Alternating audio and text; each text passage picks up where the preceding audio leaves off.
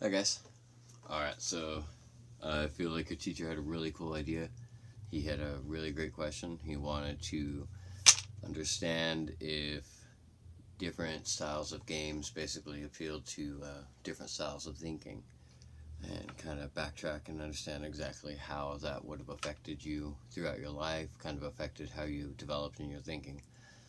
Uh, One of the things that we do in gamification is we take out core elements out of games and we try to apply those to more mediocre tasks, more menial tasks, things that people tend to think are monotonous and repetitive and boring, and we try to figure out a way to make that more enjoyable for them.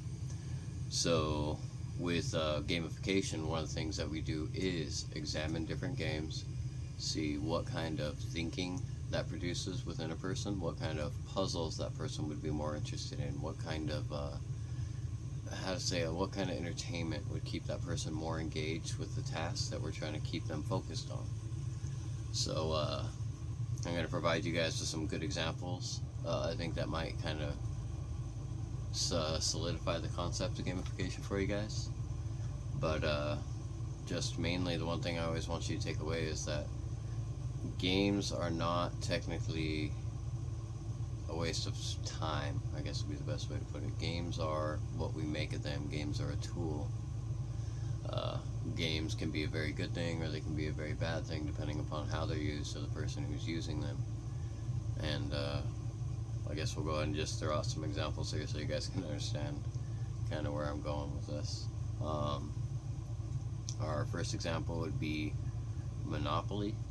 A lot of you guys go to McDonald's. You're probably pretty well aware of the dollar menu and everything on the menu. You can tell me how much it costs, probably how many calories are in it, depending on how health conscious you are. But what a lot of people don't know is that McDonald's was able to increase their sales per store by 5% just by incorporating the concept of the Monopoly board game into it.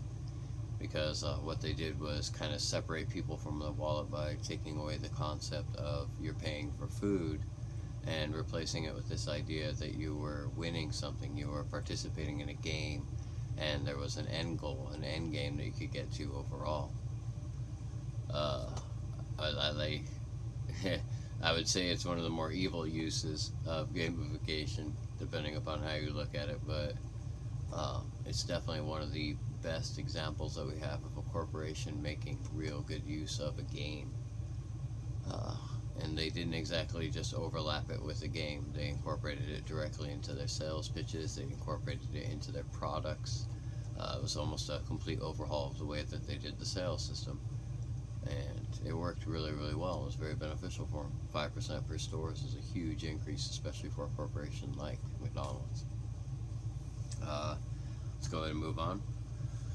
We have the Speed Lotto. That was something that was started in Stockholm, Sweden. So the Speed Lotto was a really cool concept.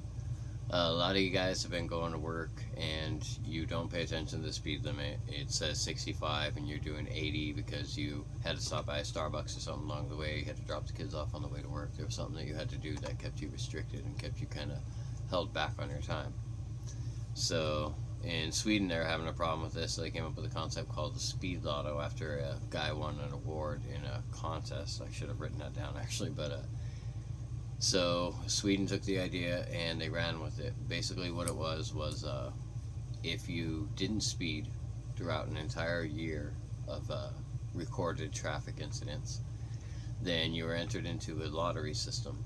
The funds for the lottery were paid for by the people who had broken the law, by the people who violated the law and sped when they weren't supposed to.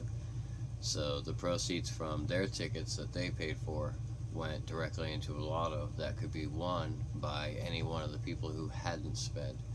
And it was important to note that they had within 1 year dropped their average miles per hour within those areas by over 15 miles an hour. And that's a pretty dramatic increase for human nature, just using a gamified concept, just kind of thinking about things in a different way. Again, games are a tool.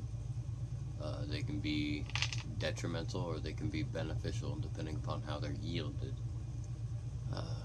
Some people will disappear for most of their lives into games, and they devote far too much time to it, and it gets in the way. And then I would almost compare it to, or liken it to, alcoholism. You can have a drink every once in a while, but if it starts to impede your daily life, then it becomes a problem. Then it becomes an addiction. Then it becomes something that you should probably get looked into, get checked out.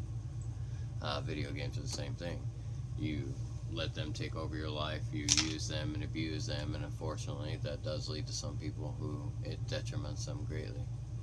But to other people, like with the speed lotto system, somebody decided to make a game out of a concept that normally we would have put up speed signs. We would have tried to distribute law enforcement and try to have them within those areas to try and drop the speed limit or try and drop people speeding. But instead somebody came up with an idea and was like, hey, let's just make a game out of it. Make one side versus the other side and make them compete. And 15 miles an hour is a pretty big increase. The last example that I have, and I feel like it's probably one of the better ones, one of the more solidified examples of gamification, and I think that everybody can relate to it, would be the military. The military, whether it be United States, Russian, the Trojan military, you name it, any one of these forces gave you roles to play. They gave you a clear system of level up, they gave you ranking, they gave you missions, objectives. These are many of the tools that games use to keep people engaged and entertained for hours on end. And as teachers will tell you, I mean, we could have a lot of problems having students be engaged outside the classroom for more than 40 hours. And I mean, we have problems getting them engaged for 20 hours. But you stick them down in front of, say, like World of Warcraft or Legend of Zelda, Breath of the Wild, one of the more recent, more immersive titles, or Skyrim, if we were to go even bigger than that. And these titles will keep these gamers engaged for 400 to 800 to 900 hours. And we can't get them to study for 80 hours. It's incredible to note the differences that can be made when you look at things in a different perspective.